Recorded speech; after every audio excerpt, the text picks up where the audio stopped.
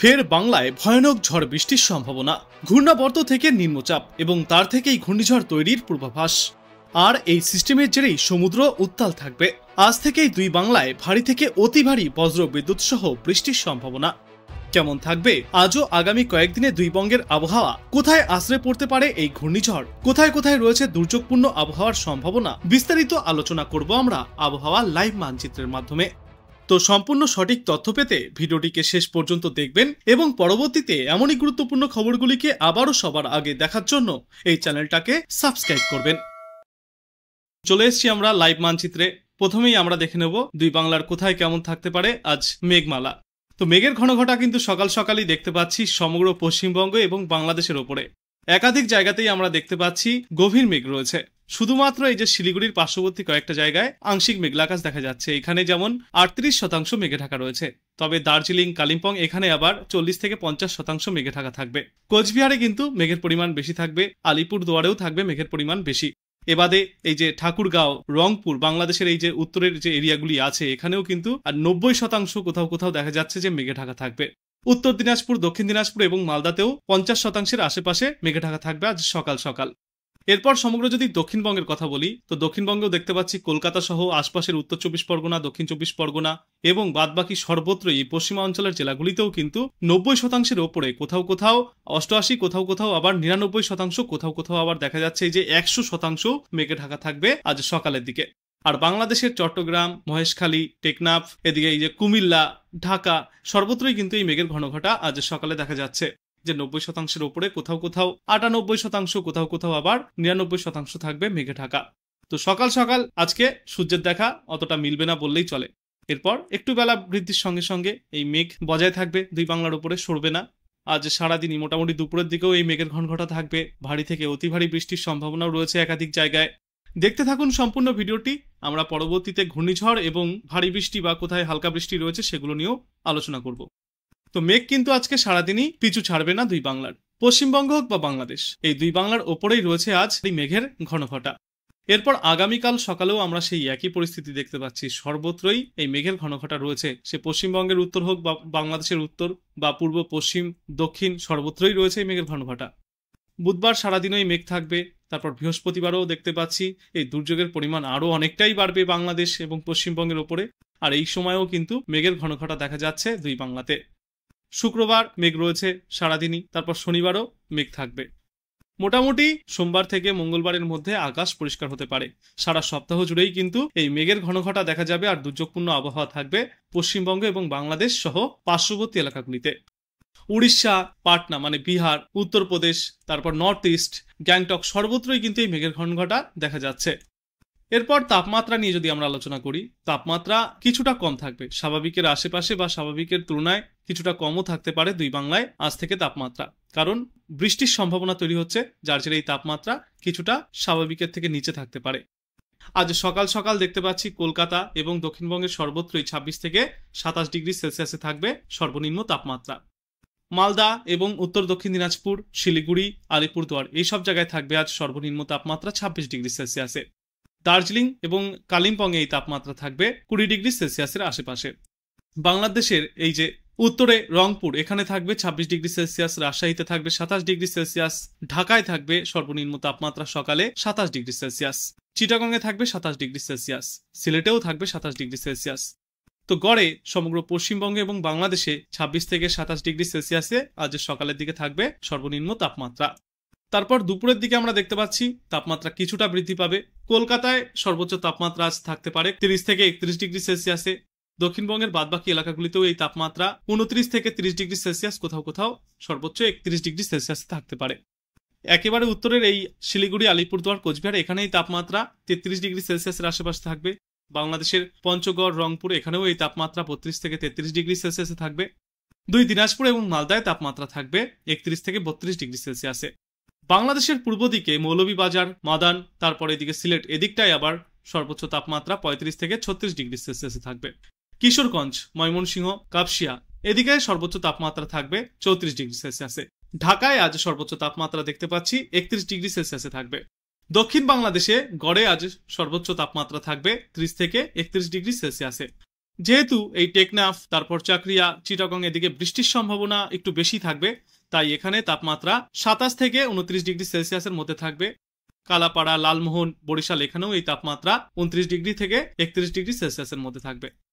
এরপর আগামীকাল এই তাপমাত্রা আরো কিছুটা কম থাকবে দুপুরের দিকে, যেহেতু ভারী বৃষ্টির সম্ভাবনা রয়েছে।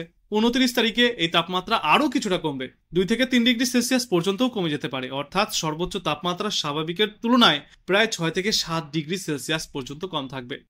ভালোই মনোরম আবহাওয়া দেখা যাবে কিন্তু এই আগামী কয়েকটা দিনে। এই সপ্তাহ জুড়েই বৃষ্টির জেরে পরিবেশ একদম শান্ত হয়ে যাবে, মানে গরমের যে দাপটটা ছিল, আমরা কষ্ট পাচ্ছিলাম, সেটা আর থাকবে না। তবে বৃষ্টির জেরে, ঝড়ের জেরে দুর্যোগপূর্ণ আবহাওয়া তৈরি হতে পারে। তো সেরকমই পরিস্থিতি দেখা যাচ্ছে মোটামুটি আগামী শুক্রবার পর্যন্ত। তাপমাত্রার তেমন কোনো বৃদ্ধি হবে না, সর্বোচ্চ তাপমাত্রা ওই 30 থেকে 31 ডিগ্রি সেলসিয়াস বা 32 ডিগ্রি সেলসিয়াসের আশেপাশেই ঘোরাফেরা করবে। কোথাও কোথাও আবার ভারী বৃষ্টি একটানা চললে সেখানে তাপমাত্রা 27 থেকে 28 ডিগ্রি সেলসিয়াসে থাকবে। এরপর দেখবো আমরা বৃষ্টির সম্ভাবনা কোথায় কেমন রয়েছে। আজ সকাল সকাল আমরা দেখতে পাচ্ছি কলকাতা সহ পার্শ্ববর্তী এলাকা, যার মধ্যে রয়েছে দক্ষিণ 24 পরগনা, হলদিয়া, গঙ্গাসাগর, হলদিবাড়ি, সমগ্র সুন্দরবন, বাংলাদেশের সাতক্ষীরা, শ্যামনগর, মাঠবেড়িয়া, কালাপাড়া, লালমোহন, সর্বত্রই রয়েছে কিন্তু বজ্রবিদ্যুৎ সহ বৃষ্টির সম্ভাবনা। ঢাকাতেও রয়েছে বৃষ্টির সম্ভাবনা বজ্রবিদ্যুৎ সহ। সিরাজগঞ্জ, নাগারপুর, কাপসিয়া, কিশোরগঞ্জ, ময়মনসিংহ, লাখাই, মদন এদিকেও রয়েছে কিন্তু বৃষ্টির সম্ভাবনা। আর ভারতের এই যে আগরতলা, উদয়পুর, আম্বাসা, কোয়াই এদিকেও রয়েছে বজ্রবিদ্যুৎ সহ বৃষ্টির সম্ভাবনা। আর বঙ্গোপসাগরে আমরা দেখতে পাচ্ছি যে এখানেও বজ্রবিদ্যুৎ সহ বৃষ্টির সম্ভাবনা রয়েছে আজ। মালদায় রয়েছে বৃষ্টির সম্ভাবনা, তবে বজ্রবিদ্যুৎ সহ বৃষ্টির সম্ভাবনা সব থেকে বেশি থাকবে এই হলদিবাড়ি, সুন্দরবন এরিয়া এবং কালাপাড়ার পার্শ্ববর্তী এলাকাগুলিতে। এরপর বেলা বৃদ্ধির সঙ্গে সঙ্গে আজ সারাদিনই বৃষ্টি চলবে, বিক্ষিপ্তভাবে এই বৃষ্টি হবে, একটানা কোথাও আপাতত ভারী বৃষ্টির সম্ভাবনা এখনো পর্যন্ত আমরা দেখতে পাইনি। ঢাকায় রয়েছে বৃষ্টির সম্ভাবনা আজ দুপুরের দিকে, এখানে একটু ভারী বৃষ্টিপাত হতে পারে। প্রতি 3 ঘন্টায় 17 থেকে 20 মিলিমিটার পর্যন্ত বৃষ্টিপাত এখানে চলতে পারে। কুমিল্লাতেও এই প্রায় একই পরিস্থিতি থাকবে, তবে এখানে ঢাকার তুলনায় কিছুটা কম বৃষ্টি হবে। প্রতি 3 ঘন্টায় 8 থেকে 10 মিলিমিটার পর্যন্ত বৃষ্টি হবে। আগরতলা, আম্বাসা এদিকে আবার দেখতে পাচ্ছি 10 মিলিমিটার পর্যন্ত প্রতি 3 ঘন্টায় বৃষ্টিপাত চলতে পারে। কলকাতায় আজ দুপুরের দিকে 2 মিলিমিটার পর্যন্ত 3 ঘন্টায় বৃষ্টিপাত হতে পারে। পশ্চিমা অঞ্চলের জেলাগুলিতে আজ দুপুরের দিকে 0.4 থেকে 5 মিলিমিটার পর্যন্ত বৃষ্টিপাত চলতে পারে। তো গতকালের তুলনায় আজ বৃষ্টির পরিমাণ অনেকটাই বাড়বে। তবে আজ দুপুরে এই শিলিগুড়ি, আলিপুরদুয়ার, কোচবিহার এদিকে অতটা বৃষ্টির সম্ভাবনা নেই। বিকালের দিকে আবার বৃষ্টির সম্ভাবনা কিছু কিছু এরিয়ায় কমে যাবে, যেমন সমগ্র দক্ষিণ বাংলাদেশে আমরা দেখতে পাচ্ছি খুলনা, বরিশাল, কুমিল্লা, ঢাকা এদিকে বৃষ্টির সম্ভাবনা সন্ধ্যার পর থেকে অতটা থাকবে না, সন্ধ্যার আগে পর্যন্ত বৃষ্টির সম্ভাবনা রয়েছে। এদিকে নদিয়া, 24 পরগনাতেও বৃষ্টির সম্ভাবনা কিছুটা কম থাকতে পারে। ওই 7টা থেকে 9টার মধ্যে কথা বলছি আমরা বর্তমানে। তবে বিক্ষিপ্তভাবে কিন্তু কলকাতা, কোলাঘাট, খড়গপুর এদিকে বৃষ্টিপাত জারি থাকবে। এরপর আগামীকালও রয়েছে ফের বৃষ্টির সম্ভাবনা। মোটামুটি সারাদিনই বিক্ষিপ্তভাবে বৃষ্টি চলবে পশ্চিমবঙ্গ এবং বাংলাদেশে, সে উত্তরবঙ্গ হোক বা দক্ষিণবঙ্গ সর্বত্রই। কিন্তু অতি ভারী বৃষ্টির সম্ভাবনা রয়েছে লালমোহন, কালাপাড়া এদিকটায়। মোটামুটি আজ রাতের মধ্যেই কিন্তু ঘূর্ণিঝড়ের প্রভাব পড়তে শুরু করবে বা ঘূর্ণাবর্তের প্রভাব পড়বে, যার জেরে কিন্তু অতি ভারী বজ্রবিদ্যুৎ সহ বৃষ্টি হবে এই বালাসোর থেকে শুরু করে কালাপাড়া, চিটাগং পর্যন্ত। সুন্দরবনেও কিন্তু এর প্রভাব ভালোই পড়বে। আমরা দেখতে পাচ্ছি এই কালাপাড়া এবং লালমোহন সংলগ্ন এলাকাগুলিতে কিন্তু রেড করে একদম মার্ক করে দেওয়া হয়েছে, যেখানে 17 থেকে 20 মিলিমিটার পর্যন্ত বৃষ্টিপাত হতে পারে। তারপর বৃহস্পতিবার কিন্তু এই দুর্যোগের সম্ভাবনা সব থেকে বেশি। বৃহস্পতিবার একেবারে সকাল থেকেই দুর্যোগ শুরু হবে। বৃহস্পতিবার সকালে আমরা দেখতে পাচ্ছি সমগ্র বাংলাদেশের এই মধ্যভাগ থেকে শুরু করে উত্তরভাগ, পশ্চিমবঙ্গের উত্তরভাগ, দক্ষিণে পশ্চিমা অঞ্চলের জেলা, কলকাতা সহ পার্শ্ববর্তী এলাকা এবং সমগ্র বাংলাদেশে নীল থেকে লাল এবং কোথাও কোথাও সবুজ সংকেত দেখানো হচ্ছে, যার মানে এখানে কিন্তু অতি ভারী বৃষ্টির সম্ভাবনা রয়েছে বজ্রবিদ্যুৎ সহ। এই সময় কিন্তু ঢাকা আর এদিকে এই যে 24 পরগনার কয়েকটা এলাকা, এইসব জায়গায় কিন্তু অতি ভারী বৃষ্টিপাত চলতে পারে। প্রতি 3 ঘন্টায় এখানে দেখতে পাচ্ছি এই যে চন্দননগর থেকে শান্তিপুর এই এরিয়াগুলিতে 20 থেকে 35 মিলিমিটার পর্যন্ত বৃষ্টি হবে।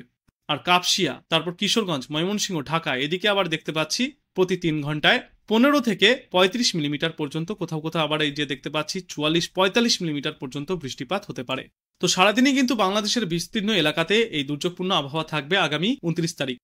পশ্চিমবঙ্গেও কিন্তু এই একই পরিস্থিতি তৈরি হবে। তবে এই যে এই মডেল রয়েছে, এই মডেল অনুযায়ী কিন্তু পশ্চিমবঙ্গের তুলনায় ঢাকার ওপরে এবং বাংলাদেশের বিস্তীর্ণ এলাকার ওপরে প্রভাবটা বেশি দেখা যাচ্ছে এই ঘূর্ণাবর্তের। তারপর শুক্রবারও সারাদিন এই দুর্যোগপূর্ণ আবহাওয়া থাকবে, শনিবারও কিন্তু বৃষ্টি চলবে। শনিবার আমরা দেখতে পাচ্ছি বাংলাদেশ পশ্চিমবঙ্গের পাশাপাশি এই নর্থ ইস্টেও কিন্তু দুর্যোগপূর্ণ আবহাওয়া থাকবে, ভারী থেকে অতি ভারী বজ্রবিদ্যুৎ সহ বৃষ্টিপাত চলতে পারে। তারপর রবিবার থেকে আবহাওয়ার কিছুটা পরিবর্তন দেখা যাবে। রবিবার থেকে বৃষ্টির পরিমাণ অনেকটাই কমতে থাকবে পশ্চিমবঙ্গ বাংলাদেশ উভয় জায়গাতে। আর বর্তমানে ঘূর্ণিঝড়ের কি অবস্থান সেটা নিয়ে যদি আমরা আলোচনা করি, তো আজ সকাল সকাল আমরা দেখতে পাচ্ছি এখনো তেমন কোনো ভয়ানক পরিস্থিতি তৈরি হয়নি। ঘূর্ণাবর্ত রয়েছে, তবে এখনো পর্যন্ত ঘূর্ণিঝড়ের রূপ নেয়নি। এর থেকে যা দেখতে পাচ্ছি তাতে কিনা ওই নিম্নচাপটাই সৃষ্টি হতে পারে, আর যার জেরে ভারী থেকে অতি ভারী বৃষ্টি এবং সঙ্গে প্রতি ঘন্টায় সর্বোচ্চ 30 থেকে 50 কিলোমিটার গতিতে দমকা ঝোড়ো হাওয়া বইতে পারে এই পশ্চিমবঙ্গের দক্ষিণ ভাগ এবং বাংলাদেশের দক্ষিণ ভাগে।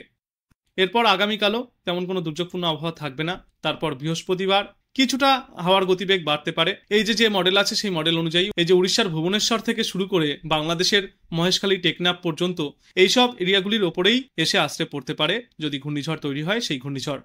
আর যদি ঘূর্ণিঝড় তৈরি নাও হয় তো এই যে ঘূর্ণাবর্ত আছে তার প্রভাবে কিন্তু এইসব এরিয়াগুলিতে দমকা ঝড়ো হাওয়া বইতে পারে।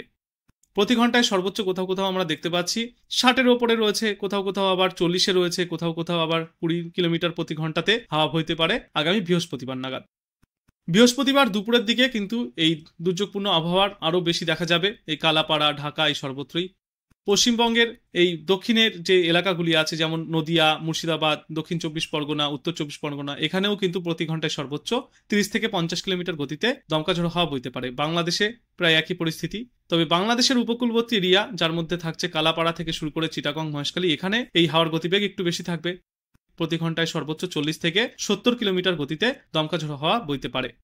বৃহস্পতিবার রাতের দিকে আস্তে আস্তে দেখতে পাচ্ছি বাংলাদেশের উপকূলের দিকে এটি ঢুকে যাচ্ছে, যখন কিনা এই হাওয়ার গতিবেগ আরো অনেকটাই বাড়বে। তারপর শুক্রবার দেখা যাচ্ছে যে ল্যান্ডফল করতে পারে কালাপাড়া থেকে এই মহেশখালীর মধ্যে দিয়ে চিটাগংয়ের ওপর দিয়ে।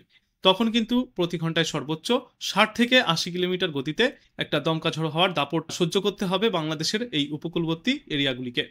এবাদে সমগ্র বাংলাদেশ, উত্তর দক্ষিণ দিনাজপুর এবং পশ্চিমের যে এলাকাগুলি আছে এখানে এবং কলকাতা, উত্তর দক্ষিণ 24 পরগনা, নদিয়া, এখানেও কিন্তু প্রতি ঘন্টায় সর্বোচ্চ 30 থেকে 50 কিলোমিটার গতিতে দমকা ঝড়ো হাওয়া বইতে পারে।